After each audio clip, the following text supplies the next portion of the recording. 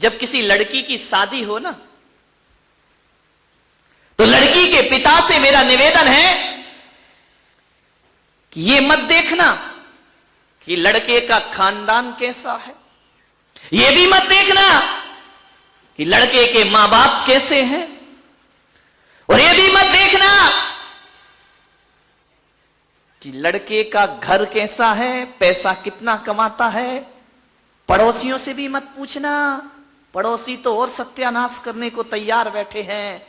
बिगड़ा हुआ लड़का भी हो तो पड़ोसी कहेंगे कर दो यार शादी, कुछ नहीं अच्छा है, शादी के बाद सुधर जाएगा। इनका भी विश्वास मत करना। एक लड़की के पिता का फर्ज हुआ करता है, जब अपनी लड़की के लिए वर देखने जाए, लड़का देखने जाए, तो आप क्या देखते? यही तो देखते हो कि मकान कैसा है, आप यही देखते हो क्या कैसा है, पढ़ा लिखा कितना है, आप यही तो देखते हो ना। और क्या देखते हो बताइए? इसके अलावा और क्या देखें? अजित सेठ क्या एक लड़की की शादी करोगे, जमाल सेठ से पूछ लो, क्या करोगे बताइए? एक लड़की की जब शादी होगी क्या देखेंगे आप? मकान, दुकान, पैसा, पढ़ाई लिखाई, कितने भाई, कितने बहन, कितने रिश्ते, इसके अलावा और कुछ देखते हो तो बताओ मुझे, ध्यान रखिए। मैं आज आपको कह रहा हूं, हर लड़की के पिता से कह रहा हूं, यदि लड़की के लिए वर देखने जाओ तो मकान, दुकान, रुपया, पैसा बाद में देखना, और पड़ोसियों से बाद में पूछना कि लड़का कैसा है। सबसे पहले लड़की के पिता को यह देखना चाहिए कि जिस लड़के से मैं अपनी बेटी की शादी के ख्वाब देख रहा हूं, मुझे धन दौलत या परिवार नहीं देखना, मुझे देखना है उस बच्चों की, उस लड़के की संगति कैसी है, उसका दोस्त कैसा है, उसका मित्र कैसा है। एक बात याद रखना, कोई जरूरी नहीं है कि अच्छे माँ बाप की अच्छी औलाद हो। माँ बाप को देखकर लड़के का निर्णय मत ले लेना, दुकान को देखकर लड़के का निर्णय मत ले लेना। एक बात याद रखना, सबसे पहले देखना चाहिए उस लड़के के दोस्त कैसे हैं, क्योंकि हकीकत तो यही है, जैसे मित्र होते हैं वैसा ही चरित्र हुआ करता है, जैसे दोस्त होंगे वैसे लड़के। बार बार लाइट क्या हो रहा है, सही करिए इसको, बंद चालू हो रही, समझ आ रहा है? इलेक्ट्रिशियन कौन है? लाइट को सही करिए। हो गया, हो गया, बैठो। तुम्हारी उठती धरती हिल जाती भाई। आदमी वैसा नहीं होता जैसे माता पिता होते हैं, आदमी वैसा नहीं होता जैसे भाई बहन होते हैं, आदमी वैसा नहीं होता जैसे पड़ोसी होते हैं, आदमी होता है जैसा उसके मित्र हुआ करते हैं। ध्यान रखिए, लोग कहते हैं कि जैसी संगति वैसी मति हुआ करती है। ध्यान रखना, जैसी दोस्ती वैसी जिंदगी, जैसे दोस्त जैसे मित्र वैसा चरित्र। ध्यान रखिए। कदम ठिठक गए जब हम पहुंचे रिश्तों के बाजारों में,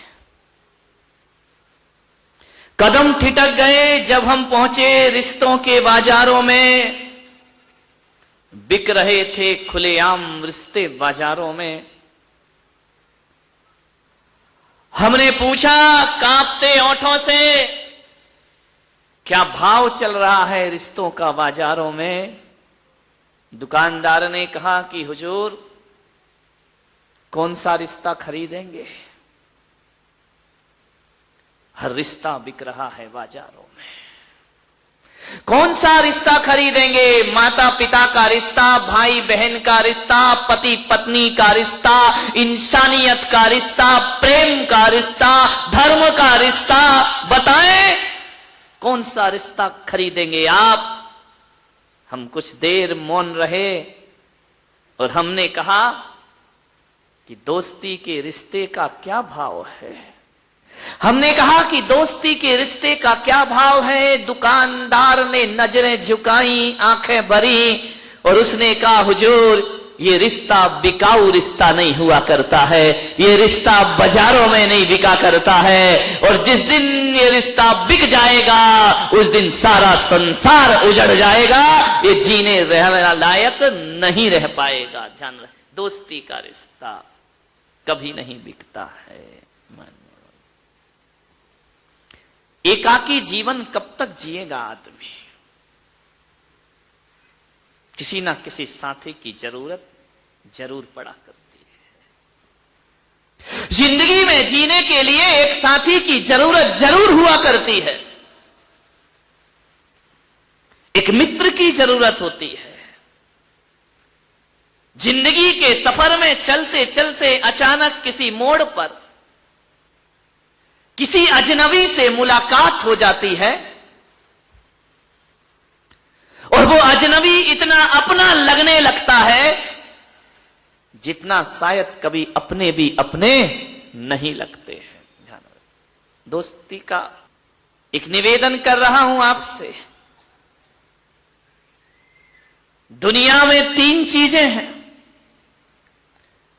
जिंदगी को जीने के लिए 3 लोगों की आवश्यकता पड़ती है। एक पत्नी की, पत्नी बिना जी नहीं सकते हो। एक बात ध्यान रखना, नारी तो बिना पत्नी के जीवन आसानी से बिना पति के जीवन गुजार देती है, लेकिन पुरुष का बुढ़ापा बिना पत्नी के सबसे बेकार हो जाया करता है, उसके लिए बोझ हुआ करता है। बुढ़ापे में पुरुष बिना स्त्री के जी नहीं सकता है। एक पत्नी के रिश्ते की जरूरत होती है। संसार में, इस दुनिया में औलाद की जरूरत होती है इस दुनिया में। और एक रिश्ता और होता है, दोस्ती की जरूरत होती है इस दुनिया में हर व्यक्ति को। ध्यान रखना, मगर समझ लेना इन 3 रिश्तों को, बड़ी गहराई से समझना। अच्छी पत्नी का मिलना, अच्छे पुत्र का होना और अच्छे दोस्तों का मिलना, ये नसीब की बात हुआ करती है। ध्यान रखना, किस्मत वाला होता है जिसे अच्छी पत्नी प्राप्त हुआ करती है। किस्मत वाला होता है जिसकी संतान अच्छी हुआ करती है। और किस्मत वाला होता है जिसे अच्छी संगति प्राप्त हो जाया करती है। ये पुण्य का उदय। ताली बजा दो, अच्छी पत्नी बोल। नहीं, तुम बर्दाश्त नहीं है तुमको, है ना। ध्यान रखना, यानी आज तुम्हें मजा आ गया कि किस्मत वाले हम मिल गए हैं। ध्यान रखिए, मान्यवर।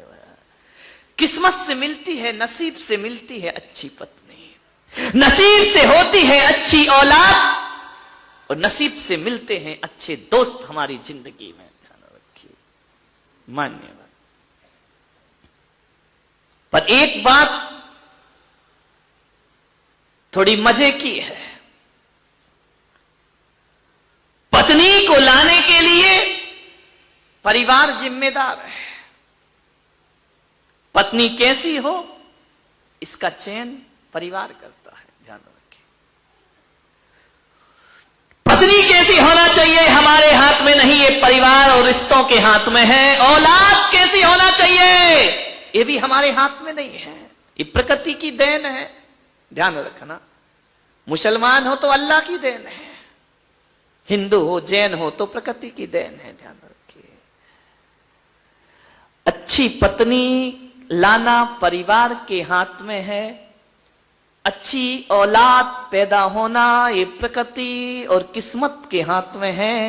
इसमें हम कुछ नहीं कर सकते हैं।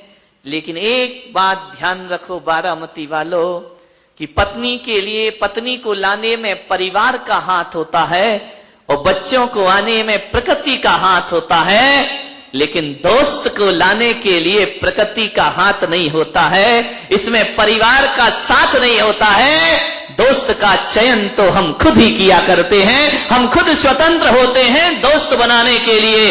इसमें कोई कुछ नहीं कर सकता, इसका चयन हमें ही करना है, हमें ही दोस्त बनाना है। ध्यान रखना, हम स्वयं अपने विचारों से अपने दोस्त बनाते हैं। ध्यान रखिए, हमारे जैसे विचार होते हैं वैसे दोस्त मिल जाया करते हैं।